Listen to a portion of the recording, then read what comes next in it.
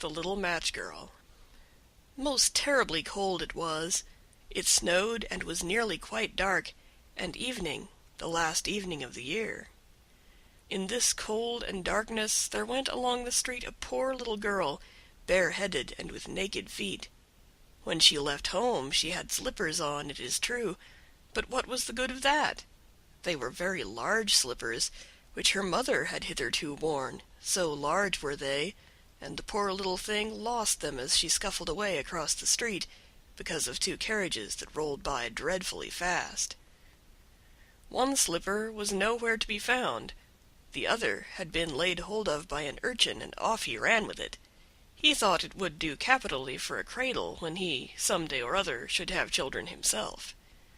So the little maiden walked on with her tiny naked feet, that were quite red and blue from cold. She carried a quantity of matches in an old apron, and she held a bundle of them in her hand. Nobody had bought anything of her the whole livelong day. No one had given her a single farthing. She crept along trembling with cold and hunger, a very picture of sorrow, the poor little thing. The flakes of snow covered her long fair hair, which fell in beautiful curls around her neck, but of that, of course, she never once now thought. From all the windows the candles were gleaming, and it smelt so deliciously of roast goose, for you know it was New Year's Eve. Yes, of that she thought. In a corner formed by two houses, of which one advanced more than the other, she seated herself down and cowered together. Her little feet she had drawn close up to her, but she grew colder and colder, and to go home she did not venture, for she had not sold any matches and could not bring a farthing of money. From her father she would certainly get blows, and at home it was cold too, for above her she had only the roof, through which the wind whistled, even though the largest cracks were stopped up with straw and rags. Her little hands were almost numbed with cold. Oh, a match might afford her a world of comfort, if she only dared take a single one out of the bundle, draw it against the wall, and warm her fingers by it. She drew one out. Risht! How it blazed, how it burnt! It was a warm, bright flame like a candle as she held her hands over it. It was a wonderful light. It seemed really to the little maiden as though she were sitting before a large iron stove, with burnished brass feet and a brass ornament at top.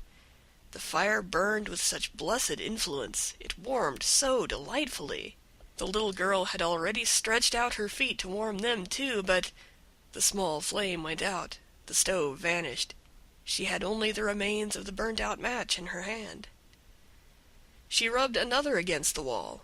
It burned brightly, and where the light fell on the wall, there the wall became transparent like a veil, so that she could see into the room.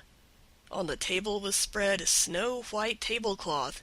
Upon it was a splendid porcelain service, and the roast goose was steaming famously with its stuffing of apple and dried plums.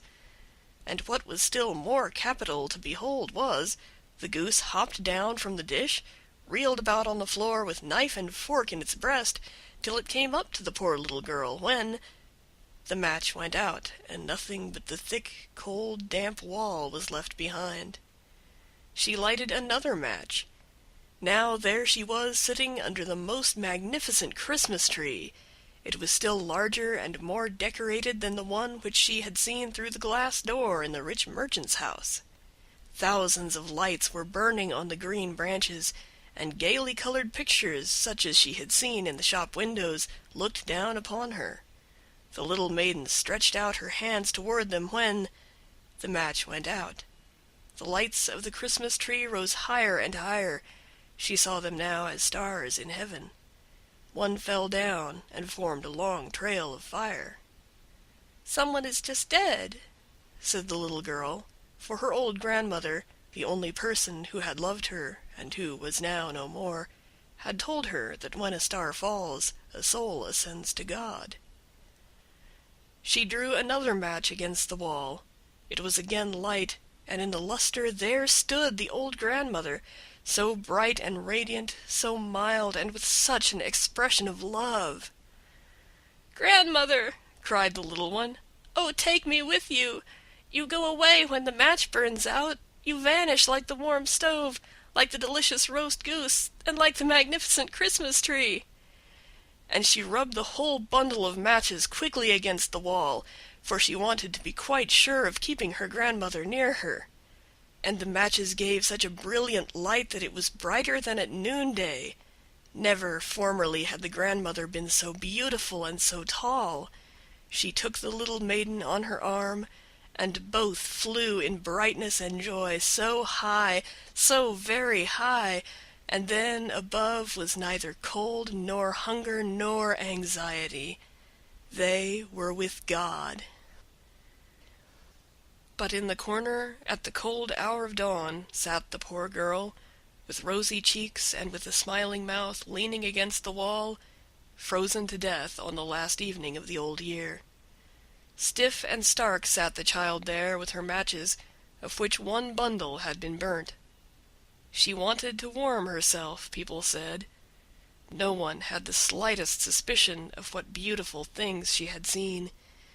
No one even dreamed of the splendor in which, with her grandmother, she had entered on the joys of a new year. End of The Little Match Girl.